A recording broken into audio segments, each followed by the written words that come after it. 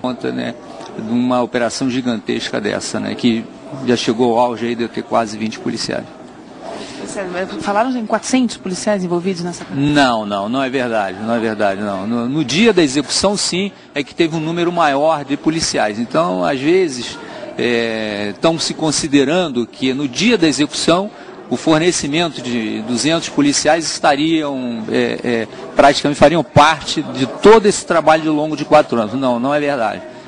Tem que se separar do dia da execução da operação, inclusive os custos de execução diferentes dos custos operacionais no decorrer da operação.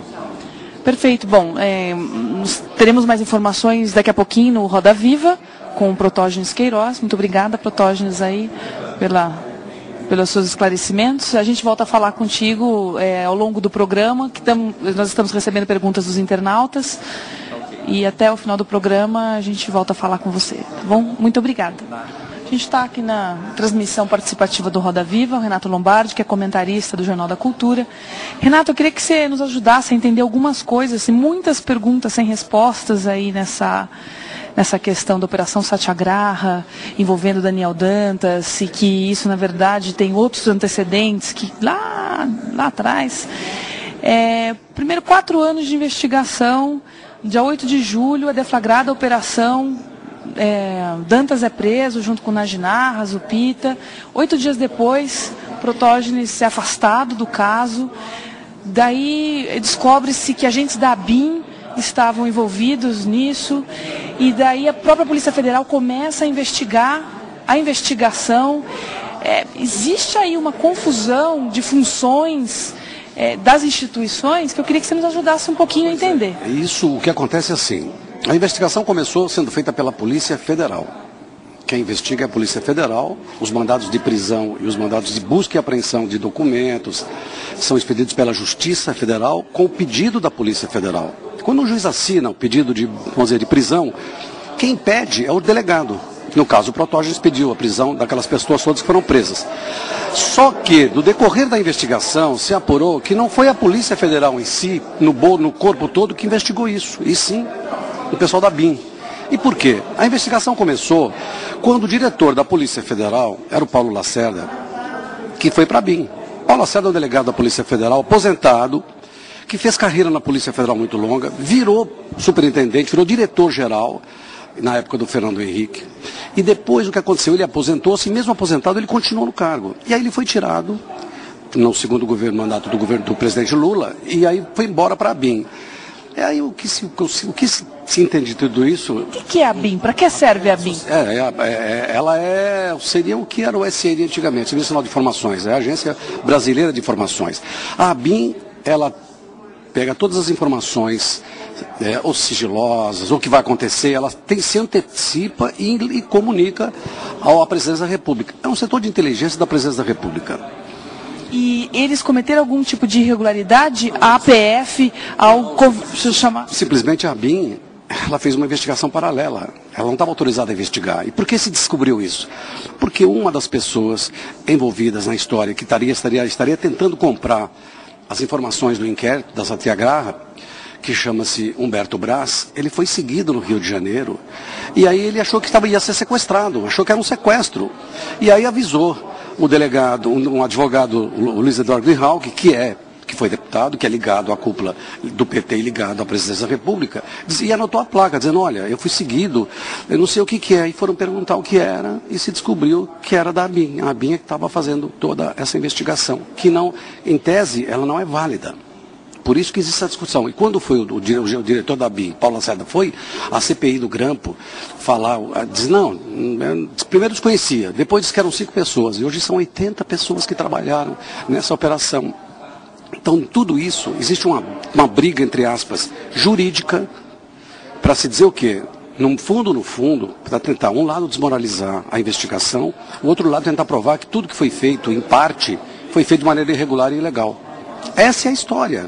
E a gente vai discutir isso bem no Roda Viva hoje, mostrar um pouco isso e querer que o delegado explique isso, né? E que respostas você quer sair da noite de hoje? Não, eu quero que ele diga algumas coisas assim. Sobre a Operação Satyagraha, nós sabemos que esse já foi publicado. O que eu gostaria de saber é exatamente isso, né? Como é que um corpo estranho a uma instituição que em tese é uma das melhores do Brasil, que é a Polícia Federal, por que ela foi usada? Então o delegado simplesmente ele não acredita na instituição dele. Ele está há 10 anos.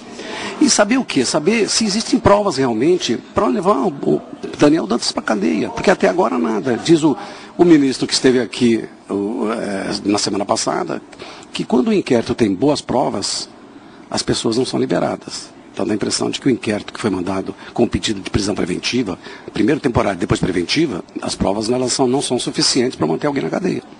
Bom, mais informações nós teremos daqui a pouquinho no estúdio do Roda Viva. A gente vai interromper as transmissões participativas e, Lombardi, vamos para o estúdio, então voltamos nos intervalos. Obrigada. A gente vai interromper e já voltamos no instante.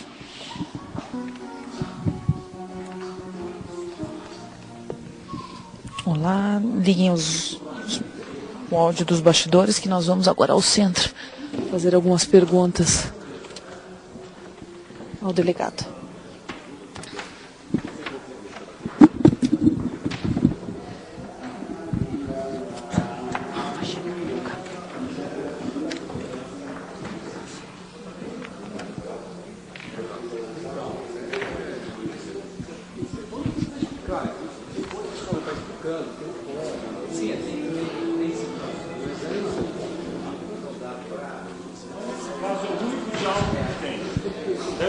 De acordo com o áudio acima mencionado. Eu entendo a tua preocupação, mas se eu entrar e detalhar, eu posso até sair preso daqui, né? Então, vocês desculpem, eu vou tentar ao máximo atender aí o reclamo de vocês. Então. Isso aqui, viu, delegado? O senhor cita o áudio, mas o áudio não existe aqui. O áudio diz o oposto. O senhor tem toda a liberdade para questionar. Aí apenas parte de um conjunto de áudios. Né? É parte de um conjunto de áudios. Não, mas o senhor escreve conforme áudio acima mencionado. Acima mencionado, mencionado está. Delegado? Sob o ponto de vista policial, em termos de indício, né, primário, para mim é suficiente. Além do conjunto de áudios. Só esses três. Tem outros dois. Delegado?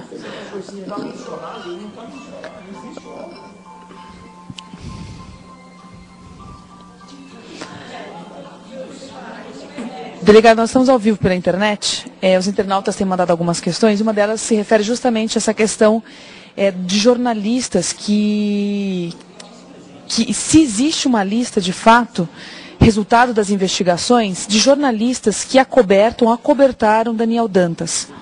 Sim, existe. Existe uma listagem de jornalistas que foram identificados, né, dentro do material apreendido, dentro do material analisado, e que estão vinculados, né, ao bandido Daniel Dantas. Agora eu não posso detalhar, nominá-los, né, porque eu estaria quebrando o sigilo, mas existe.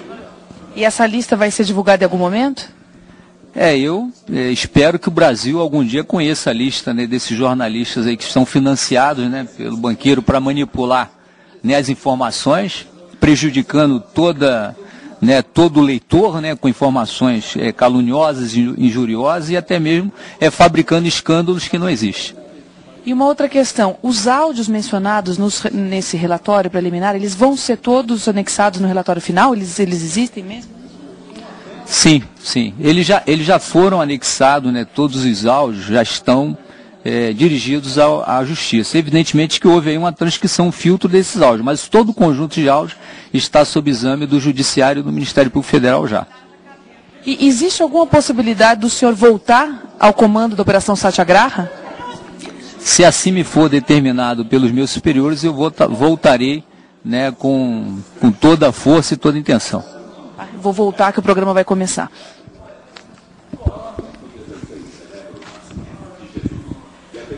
Bom, houve aí nos bastidores uma discussão entre os jornalistas e o próprio Protógenes. Ele dizendo que não poderia quebrar o sigilo das investigações e não poderia. Bom, nós voltamos no próximo intervalo. Eu vou desligar aqui o áudio dos bastidores. Delegado? Delegado?